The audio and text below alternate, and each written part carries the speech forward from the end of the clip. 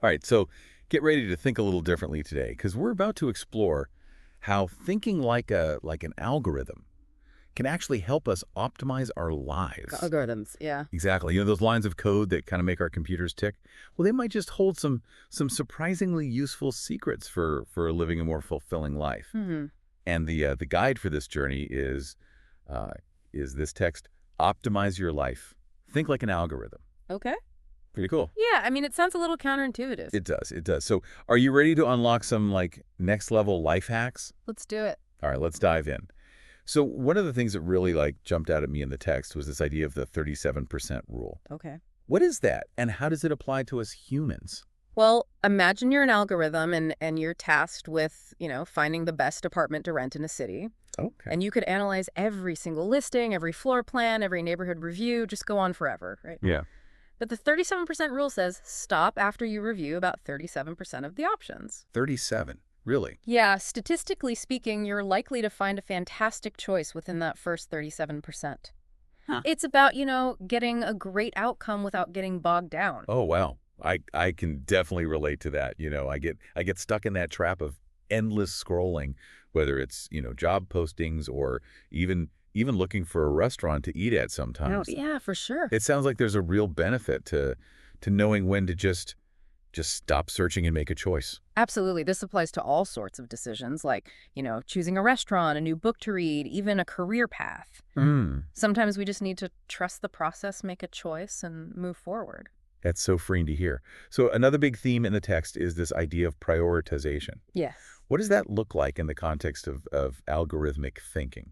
Well, algorithms excel at prioritizing tasks, Right. and it's often driven by resource management. Okay. So let's say you have a scheduling algorithm that needs to, fit appointments into a busy day. Right. It's going to analyze the importance and urgency of each task, take deadlines into account, available time slots, even travel time, everything. Wow. It's like a super efficient personal assistant. Exactly. And we can learn a lot from that approach, right? Instead of just reacting to whatever pops up first, Yeah. we can be more intentional about our to-do lists. Right. Identify the tasks that are truly important, schedule them in and be realistic about what we can actually accomplish. That makes a lot of sense. Yeah. It's about being proactive, not just reactive, right? Exactly. Now, this is something that I found really intriguing. The text talks about the power of delay and how sometimes it's actually more efficient to wait before acting. Yeah. That seems counterintuitive. It does. But think of it this way. Sometimes algorithms strategically delay actions to gather more information or to wait for more favorable conditions. So, for example, an algorithm might hold off on sending a notification until it knows you're in the right context to receive it. That's interesting because I feel like we often rush into decisions, Yeah. especially when we're feeling stressed or under pressure. Oh, yeah, absolutely. Maybe taking a step back and waiting for things to become a little clearer could actually lead to better outcomes. I think so, yeah. It's about recognizing that pausing, reflecting, even delaying gratification can be incredibly valuable. There's so much wisdom to be found in these algorithms. I think so. All right, switching gears a bit, the text also talks about decluttering, Okay. which seems, more like a lifestyle tip than a tech concept. Yeah. How does that connect to algorithmic thinking? Well, algorithms are incredibly efficient because they regularly clear out outdated or unused data.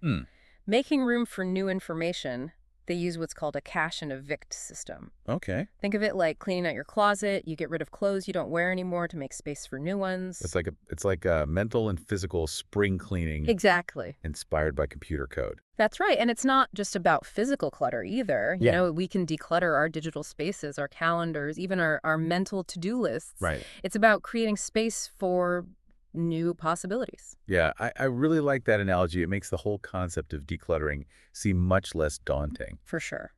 Okay, moving on, the text also talks about learning from the past. Yes. How do algorithms do that, and how can we apply that to our own lives? Well, algorithms learn from past data to make predictions about the future.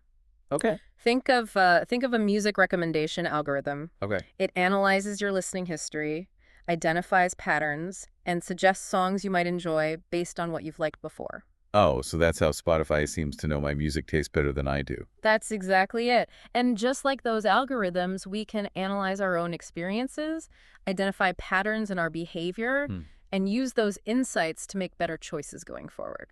So it's like turning our experiences into valuable data points Exactly. that can inform our future decisions. Yeah. I love that it's about being mindful of our past, not letting it just dictate our future. Yeah, Right? absolutely. Okay, last but not least, the text emphasizes continuous improvement. Yes. How does that play into this whole idea of thinking like an algorithm? Well, algorithms are constantly being refined and updated to improve their performance. Oh, New data comes in, new challenges arise, and the algorithm adapts. right. That's a powerful mindset for us humans to adopt as well. Mhm. It's about embracing lifelong learning, always seeking new information, and being open to refining our approach as we go. So it's like we're all works in progress, constantly evolving, adapting, just like our favorite apps. Exactly. I think a key takeaway here is this importance of managing limited resources, Sure. whether it's our time, our energy, or even our attention. Yeah, absolutely. Recognizing what's most important at each moment is crucial for living a fulfilling life. Just like an algorithm optimizes its actions to achieve its goal, we can use these principles to create a life that aligns with our values and aspirations. This has been such an eye-opening deep dive. Yeah. You know, it's amazing how these seemingly complex computer science concepts can offer such practical wisdom for everyday life. For sure. But here's a final thought to leave you with. You know, algorithms are often designed to optimize for efficiency. But how can we use these principles to not only achieve our goals, but also to cultivate joy and happiness along the way? Something to think about. Thanks for joining us on this fascinating exploration. Thanks for having It me. was great having you. Yeah. All right. Okay. See you next time. Bye.